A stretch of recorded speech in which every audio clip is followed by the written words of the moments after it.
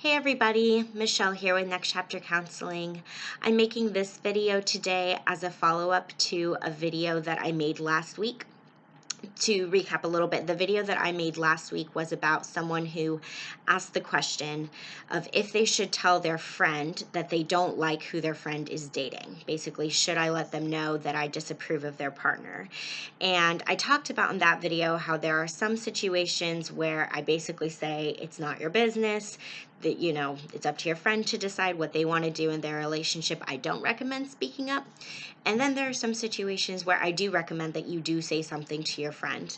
And one of those situations where I recommend saying something is if you suspect that your friend is being abused, either psychologically, emotionally, verbally, physically, sexually. There are unfortunately many different types of abuse that can take place.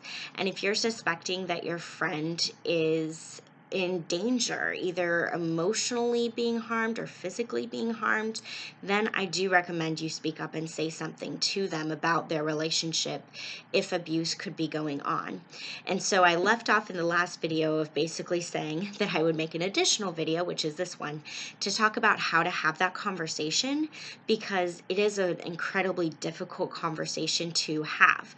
So I want to walk you through step by step how I recommend that you approach it, so that you feel confident when you may decide to approach your friend if that's something that you are concerned about with them. So it kind of goes without saying, but before the conversation even begins, making sure that you and your friend are meeting up, just the two of you, one-on-one, hopefully in a space where you guys will have plenty of time to talk, where you're not going to be distracted, or when there's not too many other people around. Like going to your house would probably be a really good place to have this conversation, and just really making sure that it feels safe for your friend when you do decide to bring that up. So that's before you even say anything or meet with them in person. When you actually do sit down with them in person, the first thing that you're going to want to do is to name specifically the things that you've seen in their relationship that have you concerned.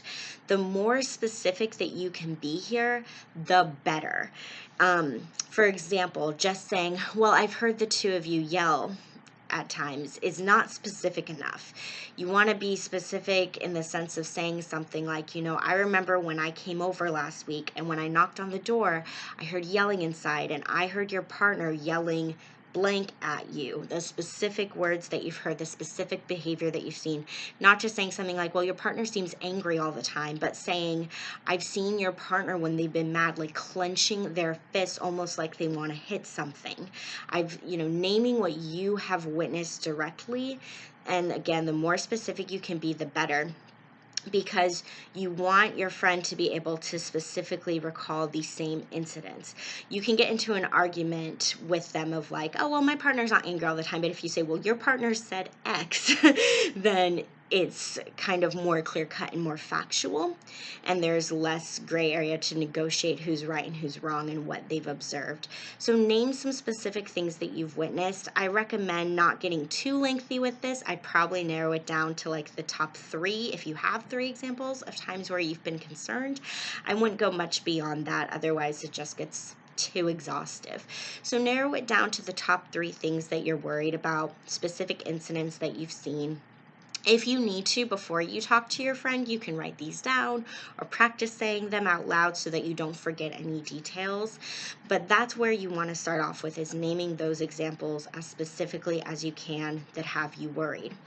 Then the next thing after that is, once you've said those examples, you just want to end it with a really short sentence, basically just saying, I feel blank about this. I feel concerned about you. I feel worried for your safety. I feel, concerned that things may get worse from here. Whatever it is, just one sentence saying what you feel about this situation. And then after that, after you've named your specific examples and you've said how you feel about it, you're going to wait and give your friend a chance to respond. And your friend is likely going to respond really in one of 2 ways. The first way that your friend may respond is more or less in denial, basically saying things along the lines of, no, my partner's not a bad person. You've got it wrong. That's not what happened. You misunderstood. Like, I feel fine. I'm happy in this relationship. They're going to basically say that they don't see a problem, more or less. So it's either going to go that direction, or they're going to say, actually, yeah, things have not been very good between the two of us. They may even say things like, yeah, I have had times of feeling afraid, or I have been thinking about ending this relationship. I just don't really know how to do it. Basically, they're either going to not acknowledge a problem, or they will acknowledge a problem and agree with the things that you're saying. So now I'm going to talk about how to address either direction that can go. So if they say that they're not seeing a problem, as hard as this is as a friend, it's important that you not argue back with them or try to convince them otherwise. You've said your piece, you've stated your concerns. They don't have those same concerns as you for whatever reason. And it's best to just say, again, kind of in one sentence, okay, I am here for you if things do get worse, and if you do ever want to talk more about this, you can come to me. And leave it at that. Don't try to push too hard. Just let them know that you're here for them and let it go. Drop it after that point. Now, if they are agreeing with you that there is an issue going on in the relationship, then you want to be prepared to offer a resource to them if they want it. I recommend asking an additional question if they're like, yeah, things haven't been good, I'm worried about myself, whatever it is, to say, well, have you thought about ending the relationship, or what's been on your mind about what to do with all of this? And see what your friend has said, or what your friend says, because they may have done more thinking about this than you know. So kind of hear from them if they've already started brainstorming how to leave the relationship, and just hear them out. But it's important to have a resource ready and available to them if they want it. So you can say something like, after they've shared if they've thought about anything, or their answer may be like, well, no, I haven't really thought about that yet, to say, I found this website. I'm going to give it to you in a minute. I found this website and I looked at it, and it seemed really helpful for how to help people leave relationships that are unhealthy. I can either give you the website, or we could look at it together and see if your friend is open to that. Now, the website that I'm talking about is called thehotline.org. It is the National Domestic Violence Hotline. They have a 24-hour phone number that people can call. But beyond that, their website is amazing. It goes over so many resources and so many tips on how to safety plan to leave an abusive situation, being really clear on what abuse is, how to set healthy boundaries. It has a ton of information on the website, far more than I can talk about in this short video.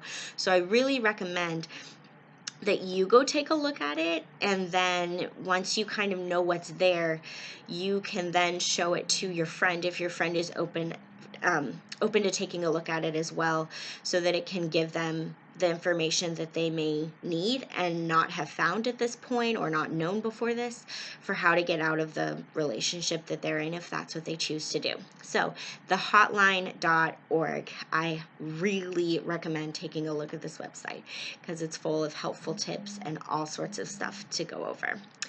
So that's what I've got for you guys for today. If you have a question that you'd like for me to answer in an upcoming video, send it to me in an email, nextchapter.michelle@gmail.com. Thanks, guys. Bye.